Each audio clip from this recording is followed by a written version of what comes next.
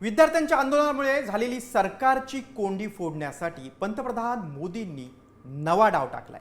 येत्या सोमवारी पेपरफुटी संदर्भात केंद्र सरकार महत्त्वाचं विधेयक पारित करण्याची शक्यता आहे। मात्र विरोधकांच्या मागण्यांसमोर हे विधेयक संसदेत टिकणार का, पाहूयात यावरचा एक रिपोर्ट। कोंडी फोडण्यासाठी पंतप्रधान मोदींचा नवा डाव।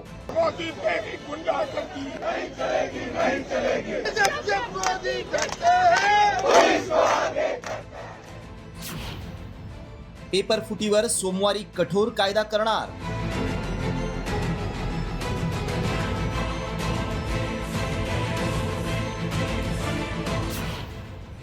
विरोधक प्रधानांच्या राजीनाम्यावर ठाम।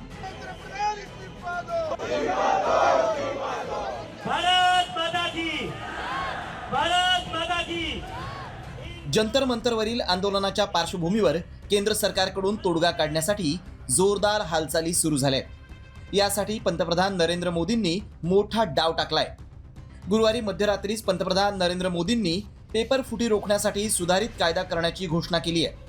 विशेष म्हणजे या नव्या विधेयकाला तातडीनं कॅबिनेटची मंजुरीही घेण्यात आली आहे। सोमवारी हे विधेयक संसदेच्या दोन्ही सभागृहात मांडण्यात येणार असून ते तातडीनं पारित करण्याची शक्यता आहे। सोमवार से संसद का दूसरा सप्ताह शुरू हो रहा है, तब जल्द से जल्द उस बिल को सदन में पारित कराने का प्रयास किया जाएगा। केंद्रीय मंत्रिमंडळानं मंजुरी दिलेल्या नव्या विधेयकात नेमक्या काय कठोर तरतुदी आहेत पाहूयात।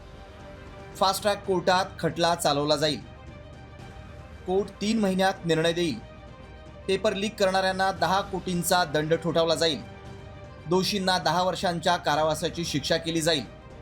मात्र केंद्र सरकारनं नवं विधेयक आणलं असलं तरी विरोधक 5व्या दिवशीही आपल्या मागण्यांवर ठाम आहेत। जोपर्यंत प्रधानांचा राजीनामा घेत नाही तोपर्यंत चर्चा होणार नसल्याची भूमिका पुन्हा एकदा राहुल गांधींनी मांडली है। सोमवार को बिल तो हम लोग तो तैयारी कर रहे हैं, लेकिन अभी हमारे जो कैबिनेट का निर्णय का ब्रीफिंग जब आपको मिलेंगे उसके बाद हम अपना टाइमिंग वगैरह हम बताएंगे। हम तो प्रधानमंत्री जी ने कहा है कि छात्रों को लेकर के जो हम बिल ला रहे हैं तो उसमें कोई विलम्ब नहीं होना चाहिए, और देश भी ये चाहते हैं जो प्रधानमंत्री जी ने कहा है, इसलिए इस पे कोई रुकावट पैदा करने के लिए कोई हथकंडे अपनाना ठीक नहीं होगा। तो हमसे कहा कि हमें चर्चा करनी है। जब मैं उसका जवाब देना चाह रहा था फिर मुझसे माइक ले लिया, मुझे अपॉर्चुनिटी नहीं दी। मगर मैं क्लियरली कहना चाहता हूं जो ऑपोजिशन का स्टांस है, 3 मांगे हैं स्टूडेंट्स की। पहली मांग, corrupt education minister has to go. Second, जिन लोगों ने स्टूडेंट्स पे आक्रमण किया, मारा, उन पर एक्शन, अकाउंटेबिलिटी। और third, that prime minister should apologize to the students. These are the 3 conditions. We are not going to have any conversation. केंद्र सरकार प्रधानांच्या राजीनाम्याचा मुद्दा सोडून सारं काही करायला तयार आहे। मात्र विरोधक राजीनाम्यावरच ठाम आहेत।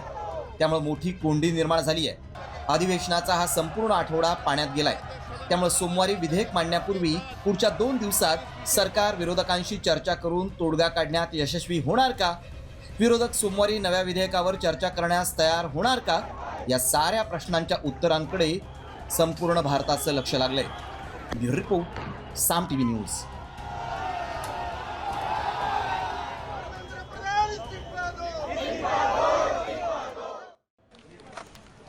साम टीव्ही मला बघायला आवडतो, कारण त्यावर दाखवल्या जाणाऱ्या बातम्या रिलेट करतात।